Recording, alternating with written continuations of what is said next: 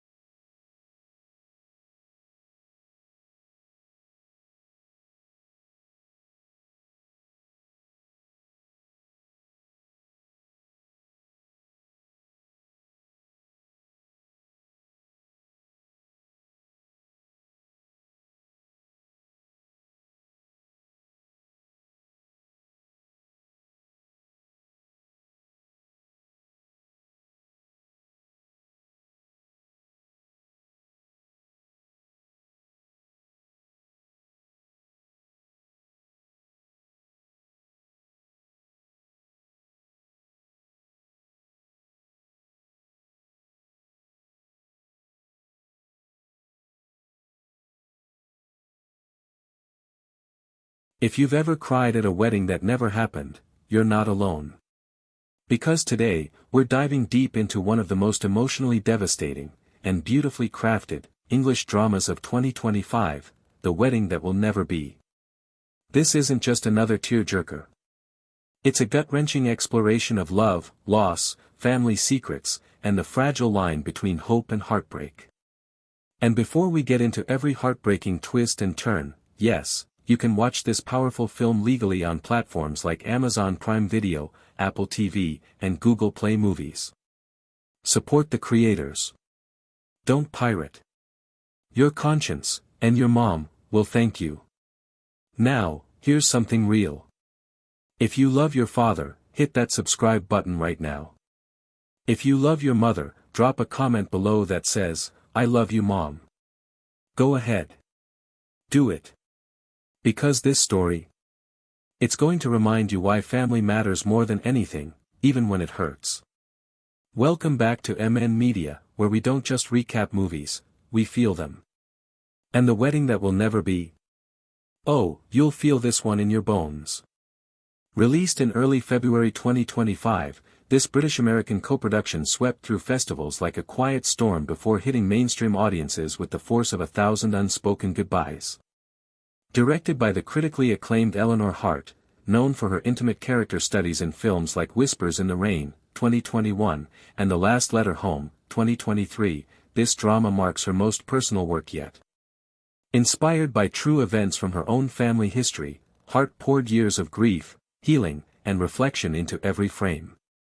Let's talk about the cast, because wow, what a lineup. Leading the film is Florence Pugh as Clara Bennett, a fiercely independent architect whose carefully constructed life begins to unravel when her fiancé, Daniel Reeves, played with heartbreaking sincerity by Paul Mescal, receives a terminal diagnosis just weeks before their wedding. Supporting them are legends, Vanessa Redgrave as Clara's estranged grandmother, Margaret, Timothy Spall as her weary but loving father, Robert, and newcomer Aisha Hart as Lily, Clara's younger sister whose optimism becomes the family's unexpected anchor. Behind the camera, cinematographer Robbie Ryan, yes, the same genius who gave us the dreamy visuals of Poor Things and Marriage Story, uses natural light and handheld intimacy to make every glance feel like a confession. The score. Composed by Hildur Ganadter, fresh off her Oscar win for Joker, delivers a soundscape so delicate it feels like listening to someone's heartbeat through a pillow. Now, box office numbers. Despite its heavy subject matter, The Wedding That Will Never Be opened strong. With a modest $18 million budget, it grossed over $92 million worldwide by March 2026, proof that audiences still crave emotional truth over CGI explosions. In the UK alone, it held the #1 spot for 3 consecutive weekends, outperforming even major studio releases. Critics adored it, 94% on Rotten Tomatoes, an August 7, 10 on IMDb, and a rare A+ CinemaScore from general audiences. One reviewer called it the anti-rom-com that redefines love itself. But enough stats. Let's walk through the story, scene by scene, because trust me, you'll want to know what happens, especially that ending. Act 1, The Engagement That Shatters. We open on a rainy London morning. Clara Bennett stands on the balcony of her East End loft, sipping tea, staring at the skyline. She's calm, composed, successful. Her phone buzzes, it's Daniel. "Still on for tonight," he texts. She smiles. "Always." Cut to a cozy dinner at their favorite Italian place. They laugh, clink glasses, and then, Daniel drops to one knee. Not with a ring box, but with a folded piece of paper. "I wrote you a letter," he says. "It's my vows. Early. Just in case I forget them on the day." Clara laughs through tears. "You won't forget." They kiss. The camera lingers. We feel the warmth. The safety. The future. 2 weeks later, everything changes. At St. Mary's Hospital, Daniel sits pale-faced in a sterile exam room. Clara holds his hand tightly. The doctor speaks softly, stage 4 glioblastoma. Aggressive. Prognosis, 6 months, maybe less. Clara doesn't cry. Not yet. She nods. Asks practical questions. But in the car afterward, she grips the steering wheel so hard her knuckles whiten. Daniel stares out the window. "Do we cancel the wedding?" he whispers. Clara turns to him, eyes blazing. "No. We move it up. We get married next Saturday." He tries to protest, about money, guests, logistics, but she cuts him off. "I don't care about flowers or cake. I care about saying, 'I do,' while you're still here to hear it." This moment sets the tone, love as defiance. Love as rebellion against time. Back home, Clara calls her parents. Her mother, Helen, died 5 years earlier, cancer, too, so it's just her dad, Robert, and her sister Lily. Robert answers on the third ring, voice thick with sleep. When Clara tells him, there's silence. Then a shaky breath. "I'll be there tomorrow." Lily, ever the optimist, immediately starts planning. "We'll do it in the garden. Grandma's roses are blooming." But not everyone's on board. Enter Margaret, Clara's grandmother, played by Vanessa Redgrave in what might be her final film role. Sharp-tongued, elegant, and carrying decades of buried pain, Margaret arrives unannounced at Clara's flat. Over tea, she says coldly, rushing into marriage won't save him. "It won't save you." Clara snaps back, "It's not about saving. It's about choosing each other, fully, completely, while we still can." Margaret looks away. "Your mother said the same thing, right before she died." The room goes quiet. A secret hangs in the air. Act 2, Secrets in the Walls. As preparations begin, tensions rise. Daniel weakens quickly. Some days, he can barely get out of bed. Clara juggles work deadlines, hospital visits, and wedding plans, all while pretending everything's fine. Lily tries to help, designing DIY invitations and sourcing second-hand dresses, but even her cheer falters when she finds Clara sobbing in the shower one night, fully clothed, water running cold.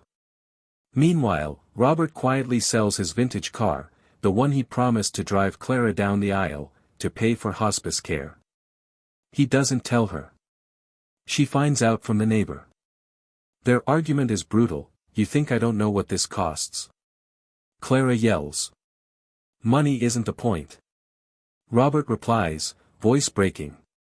"The point is I lost your mother. I can't lose you to grief before he's even gone." And then, the letters. While cleaning out Helen's old study, Lily discovers a shoebox labeled, "For Clara, when you marry." Inside, dozens of handwritten letters, one for each year of marriage Helen never got to live. Year 1, fight fair. Year 5, never skip date night. Year 20, remember how he looked at you the first time. Clara reads them aloud to Daniel in bed. He smiles weakly. She knew, didn't she? That love isn't about forever. It's about showing up, every single day you have. But the biggest revelation comes from Margaret.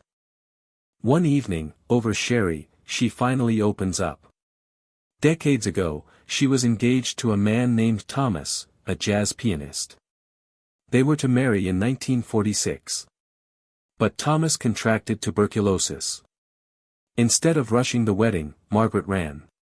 She married someone else, had Clara's mother, built a life, but never loved again. "I thought I was being practical," she says, tears streaming. "But all I did was rob myself of goodbye." She takes Clara's hand. "Don't make my mistake. Say your vows. Even if no one comes. Even if it rains. Say them." This confession shifts everything. Clara softens toward her grandmother. They plant new rose bushes together, white for peace, red for love. Act 3, The Wedding That Never Was. The day arrives. June 14, 2025. Skies are gray but holding. Guests